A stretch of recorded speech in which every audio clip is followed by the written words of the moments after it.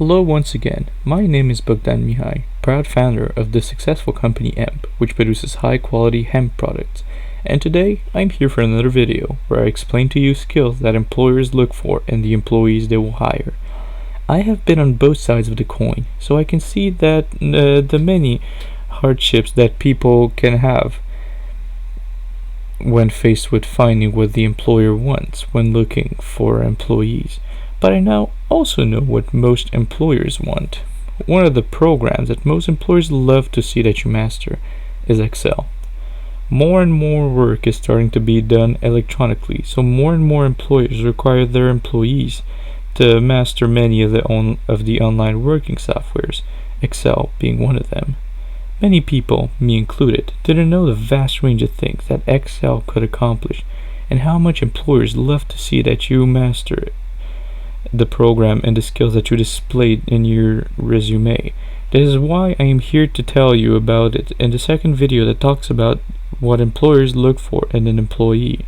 I will also teach you through this video some essential things to master when you're learning about Excel, since these things might come in handy in showing to your future employer at work about the skills you have when working with the program. Although I am showing you what you can do with Excel, do not forget to keep practicing these skills on Excel in order for you to be at ease with such program and all the possibilities that it can offer. Now then, let us begin. As you probably already know, Excel is great for making calculus on it, and is amazing at making calculus based on other data that you have, since you only need to refer to a cell instead of a number, which allows every answer of the sheet to be changed automatically when a single number is changed, which is neat because that means that you won't have to do the calculus. Although that can be pretty nice in itself, sometimes the person in charge might want to understand what you're doing through the whole Excel sheet without needing to have you all the time with them.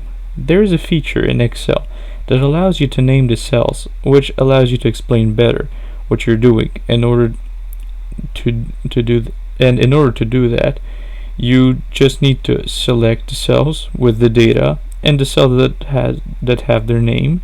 Click the Create From Selection button in the Formula tab. Then don't forget, it is very important to have chosen the cells with the data name, and you choose which cells in the data cell will take its name. In our case, it will be the left column cells, and simply click OK.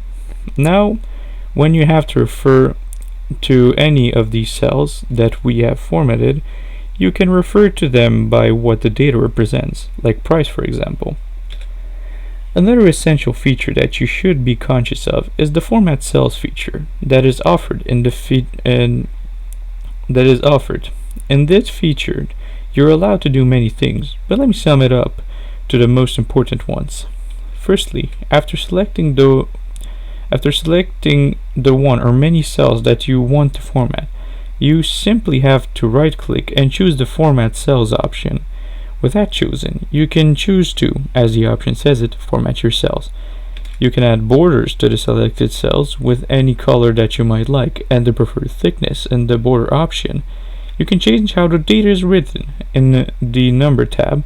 You can choose where the data will be pointed towards in the selected cells by choosing in the Alignment tab, and you can choose the Font tab in order to change things such as the color of the text, its style, and anything else that concerns such kind of option. Most of those may be aesthetic, but aestheticism helps your sheet look way better than you may think and can go a long way in impressing your employer and peers. If you want to move one of your worksheets in a separate Excel worksheet, there is also an easy way to remedy to that. Simply click on the Worksheet tab that you wish to select and click on Move or Copy option. Then click on the new Book option at the To Books selection, and make sure to check the Create a Copy if you want to have a copy of the rest of the document in the new Excel sheet you will create. Then click OK, and voila, you now have a new Excel sheet. Don't forget to save the new worksheet and to rename it, since losing the copy could be quite a pain. This can be useful when working with a lot of data, since having many Excel sheets can be useful with the Switch Windows button found in the View tab, which can help move between sheets easily. This way, when having to reference data, it can be easier to find where everything is, even if the reference data comes from another sheet. If you do want to reference data from other sheets and want to transfer the sheet with calculus done with data from many other Excel sheets to another device, don't forget to bring the sheets where the data has been linked, or the Excel sheet with the calculus might not work as planned on another device. Sometimes you might have to filter your data in order to find some specific patterns or to compile data from people with similar results. To do that, you will have to create 3 sections in your Excel sheet. The one on top will be the one where you have your specifications or the things you're looking to find in each of the data.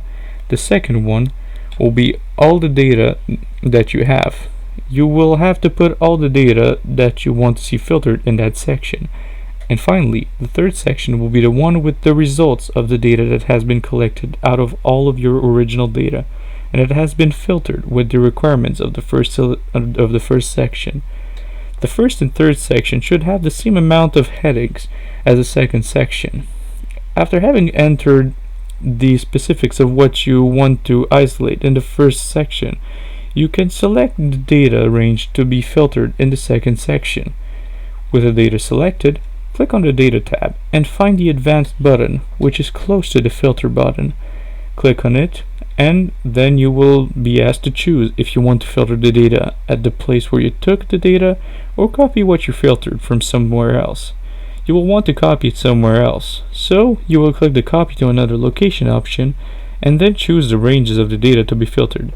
The List Range section asks for what data you should be filtering. The Criteria range asks for what are the specifics of the filtering, so you select the criteria you put in the first section, and for the third section, indicate wherever you want Excel to put all the data that has been filtered to be shown. In this case, you will want it in the third section of your Excel sheet. If you don't want Excel to put the same data twice, don't forget to check the Unique Data Only checkmark. Then click OK, and you're done. The data has been filtered.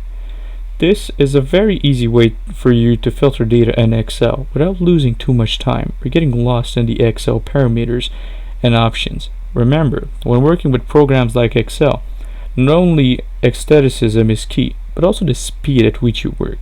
So being able to filter data more rapidly is very useful when you have to pinpoint some stuff your boss might want you to find.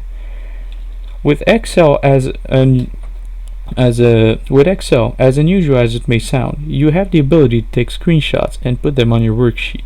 This is very useful if you ever need to show image proof of your project. To do that, you simply have to go to the Insert button and press the screenshot arrow. Then the screen clipping option which will allow you to select something on your screen that is not Excel and will let you screenshot it. Then simply adjust how big you want the screenshot image. And don't forget that you can enter some shapes, like arrows for example, to enhance what your screenshot wants to show. It is always useful to know how to screenshot some things, since there will be times where your report will need some proof or something from another document to point out. And the screenshot option is perfect for that. Most employers might be impressed to see that you know such a unique and useful option. Finally, an option that even fewer people know exists on Excel is the option to enter a SmartArt graphic. What is a SmartArt graph? It is a simple way to represent briefly something that you want to talk about visually. It can be used, for example, to talk about the qualities of a company. As I previously said, many people love the visual look more than the actual data of the Excel sheet, so knowing how to add one of the best ways to visualize something that is summarized is a very good way to show that you truly master Excel and know all of its hidden features. In order to add a SmartArt graph, you have to go through the Insert tab and choose Insert SmartArt Graphic. From there, pick the model that seems best fitting to you and click on OK.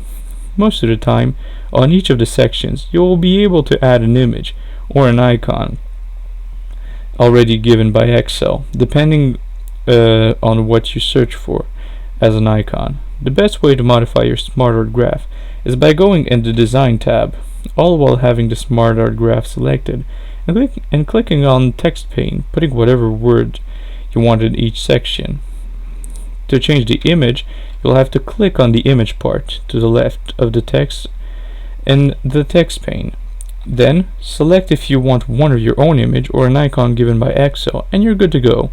Change the color theme of the graphic in the Design tab and its effect in the second Format tab, and you're good.